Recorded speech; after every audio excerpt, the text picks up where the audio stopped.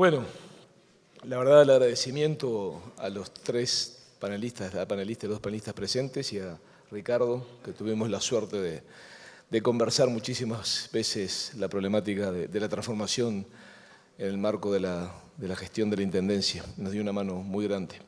La verdad que más que interesante y ayuda a abrir la cabeza y también a conocer experiencias ricas, ¿no? Pero está. La verdad que aporta mucho. O sea, que realmente gracias Lucía, Rubén, Daniel y, bueno, y a la distancia a Ricardo.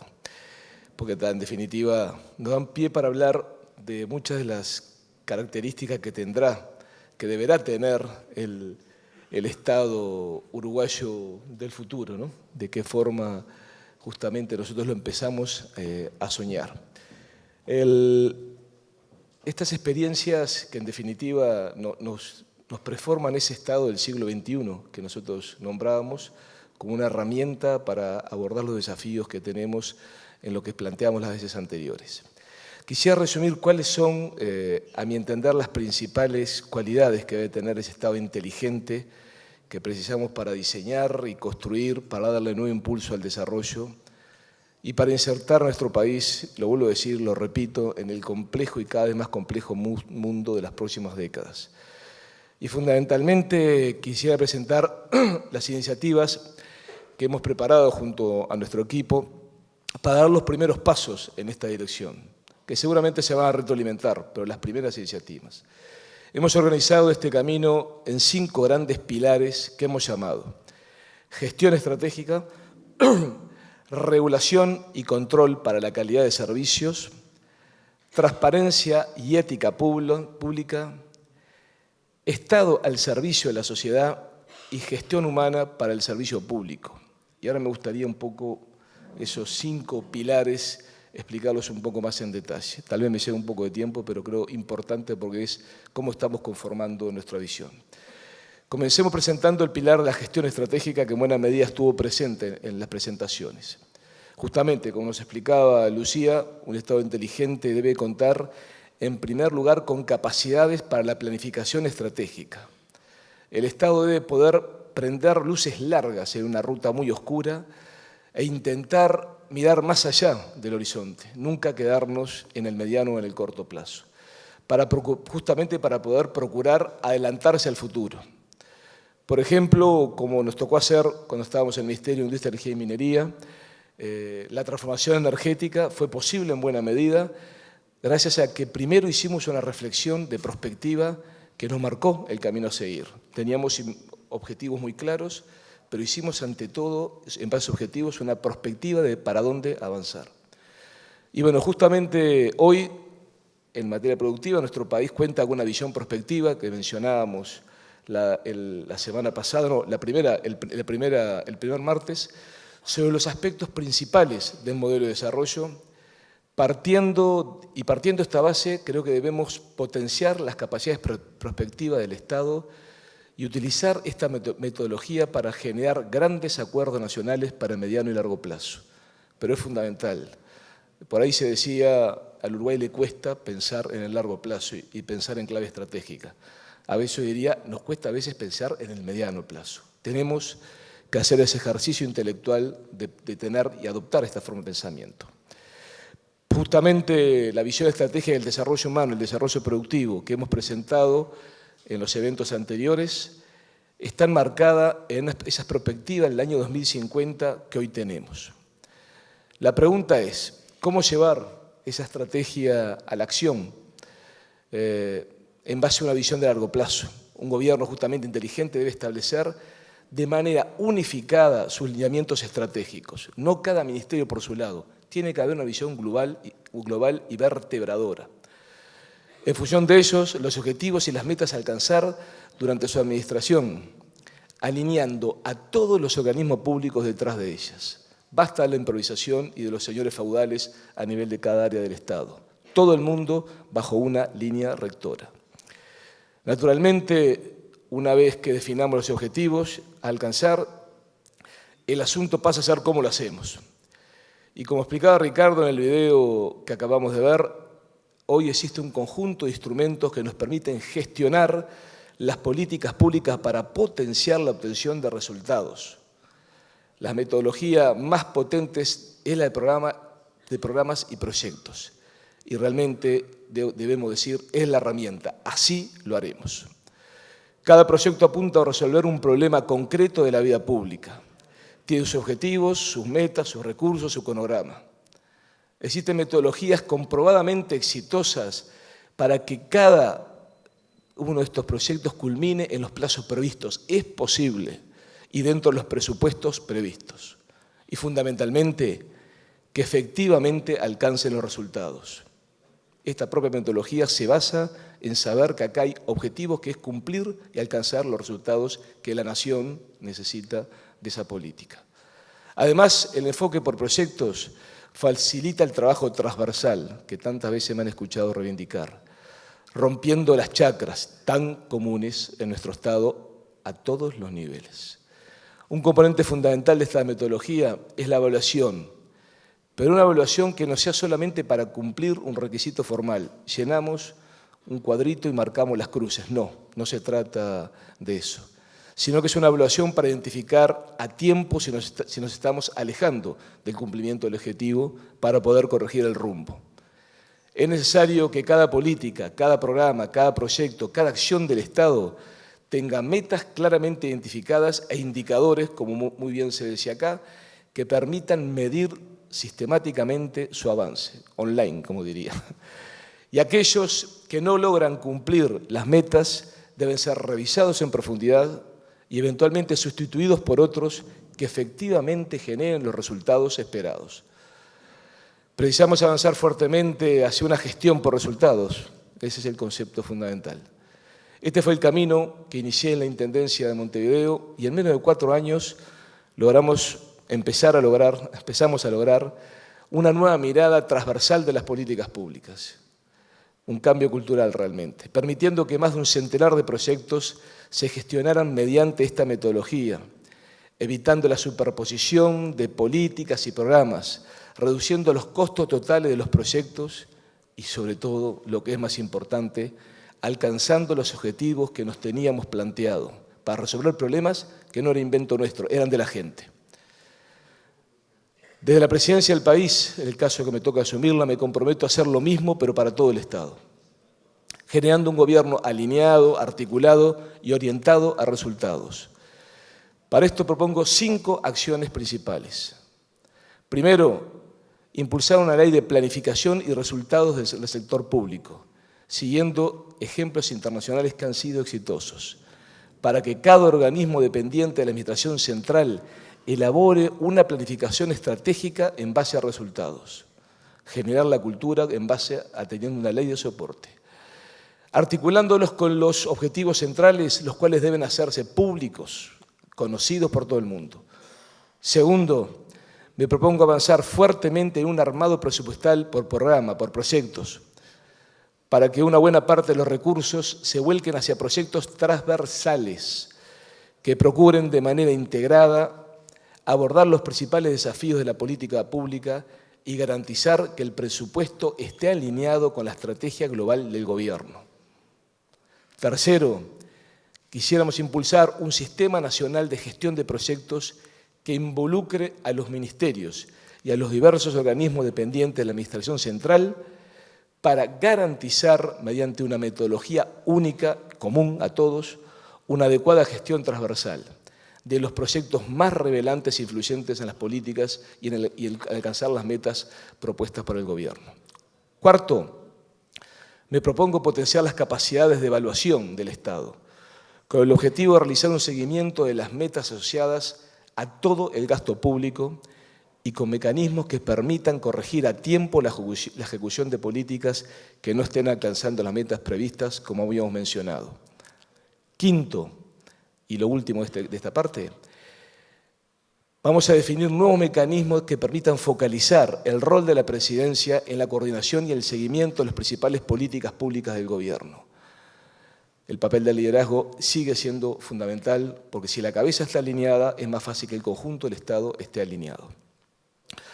Por otro lado, un Estado del siglo XXI deberá reforzar tanto el diseño de la política y de la rectoría, al menos para algunos sectores, Pienso, por ejemplo, la salud, la ciencia y tecnología, la infancia, el ambiente, la cultura o el género.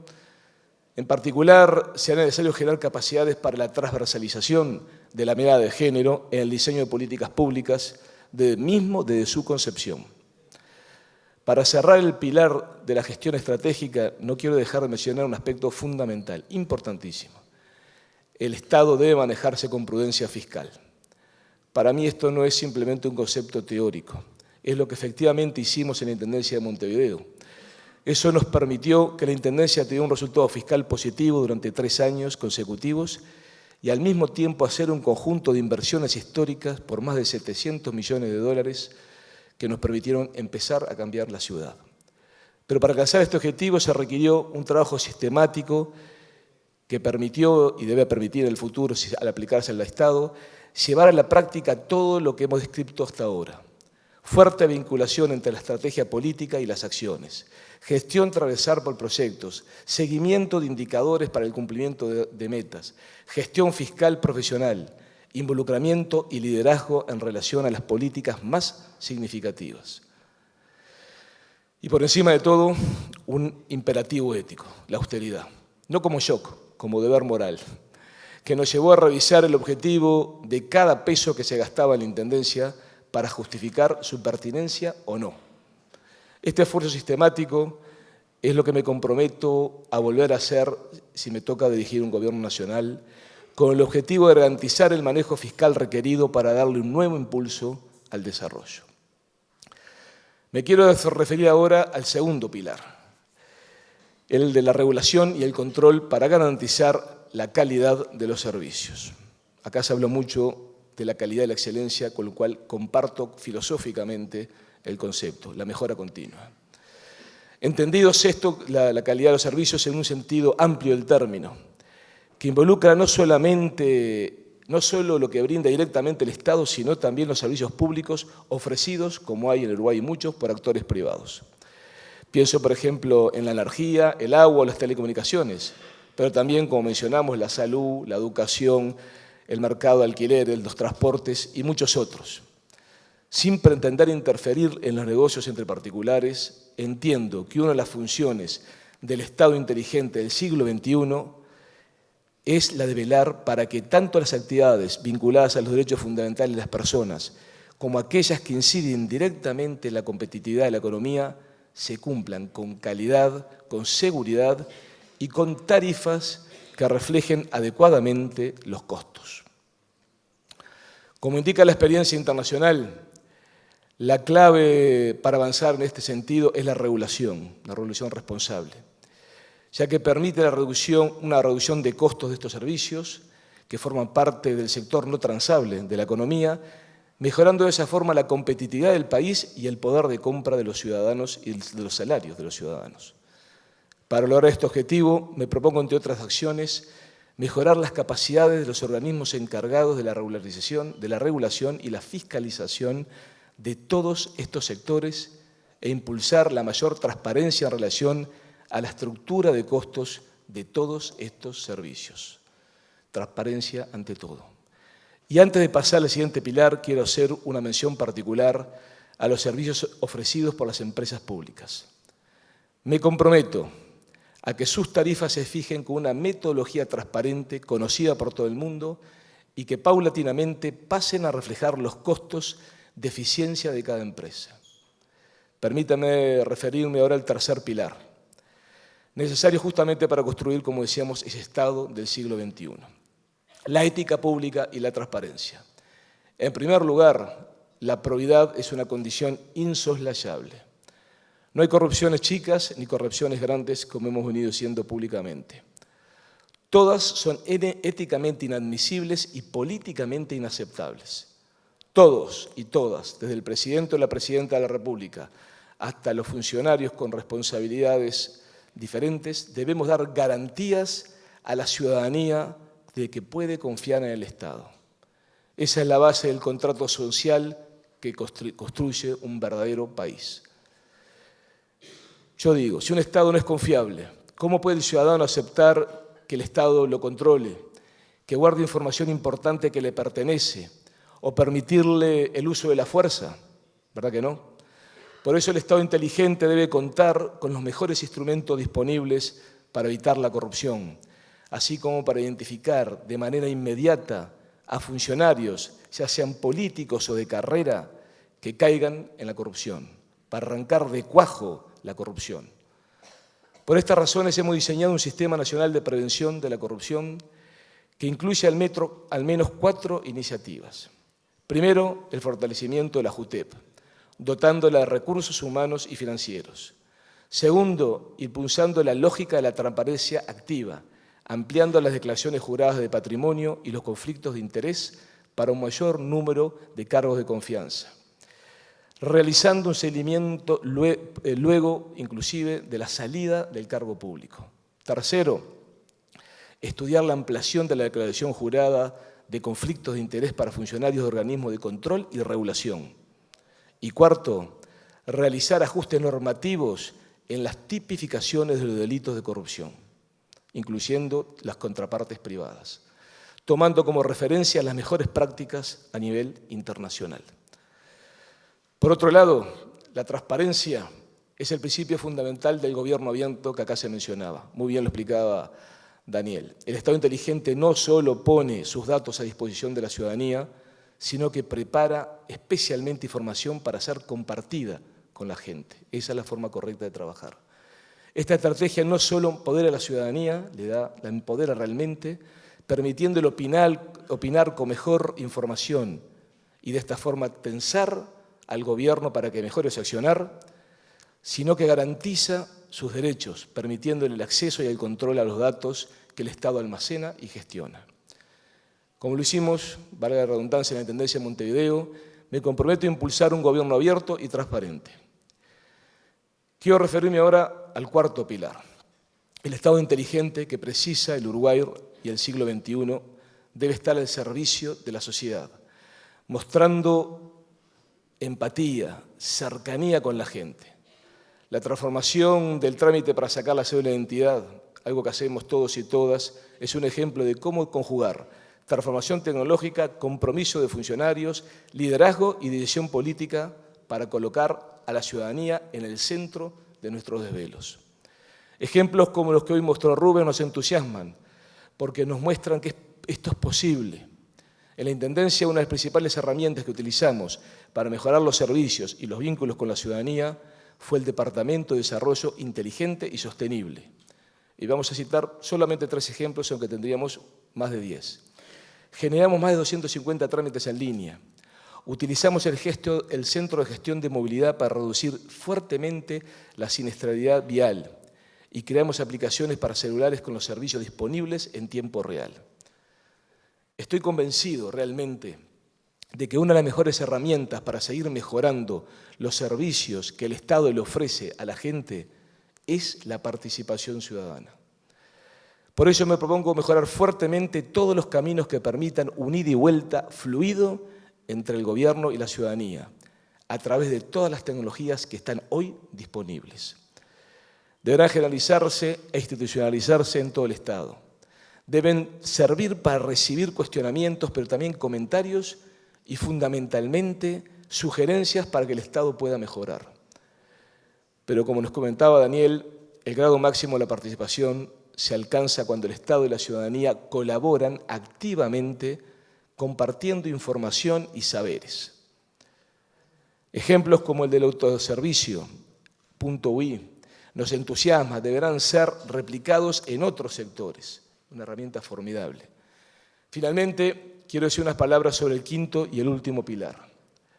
Naturalmente, el Estado inteligente que estamos describiendo solo es posible con funcionarios empoderados y comprometidos, capacitados y motivados con su función. Como vimos en la exposición de Rubén, buena parte de la capacidad transformadora del Estado se encuentra precisamente en sus funcionarios y en sus funcionarias. Necesitamos un equipo con la camiseta puesta y estoy convencido de que en muchos sectores del Estado ya lo tenemos. Solo es necesario empoderarlos y acompañarlos en cada una de sus iniciativas, ya que un Estado inteligente es aquel que logra el mayor despliegue de los talentos de su propio personal. Por eso quiero hacer un llamado lado a quienes vuelcan buena parte de su vida al servicio público, porque espero y preciso de ustedes. Para lograr todo esto, me propongo 4 acciones principales. Primero, desarrollar un plan integral de gestión humana que incluya un programa de alta gerencia pública, un programa de formación de mandos medios y un sistema de educación permanente para funcionarios públicos. Segundo, estudiar la ampliación de los compromisos de gestión como instrumentos de cambio cultural hacia la gestión por resultados. Tercero, fortalecer la Oficina Nacional de Servicio Civil y la Escuela Nacional de Administración Pública como organismos rectores de la gestión humana. Cuarto, ampliar los acuerdos con la Universidad de la República e instituciones especializadas en gestión pública. En suma, en unas rápidas pinceladas, lo que hice fue intentar presentar las principales características que debe tener el Estado para que el Uruguay necesita para darle un nuevo impulso al desarrollo productivo y humano, apoyados en la fuerza de nuestra historia, la gran base del talento humano y los múltiples recursos que tiene este maravilloso, este hermoso país. Con ellos tengo la certeza de que las grandes transformaciones no representan solo temas técnicos o políticos, representan por sobre todo una gran construcción social, colectiva. No somos ingenuos, sabemos que hay diversidad y diferencias de enfoques y de intereses. El centro está en ser conscientes de ellos y administrar republicana y democráticamente, con transparencia y capacidad de diálogo, las diferencias y las tensiones. Como lo marca la larguísima tradición frenteamplista y como ha sido todo este proceso de los impulsos al desarrollo, nuestro camino estará siempre sustentado por el trabajo colectivo, tanto en la reflexión como en la acción. Por ello, en el cierre de este ciclo, convocamos a todas y a todos a contribuir a la transformación para el desarrollo humano y productivo, necesaria para construir la igualdad de oportunidades y de puntos de partida, con centro en la gente y mirada puesta en el presente de quienes están y en el futuro de quienes están por venir. Muchísimas gracias.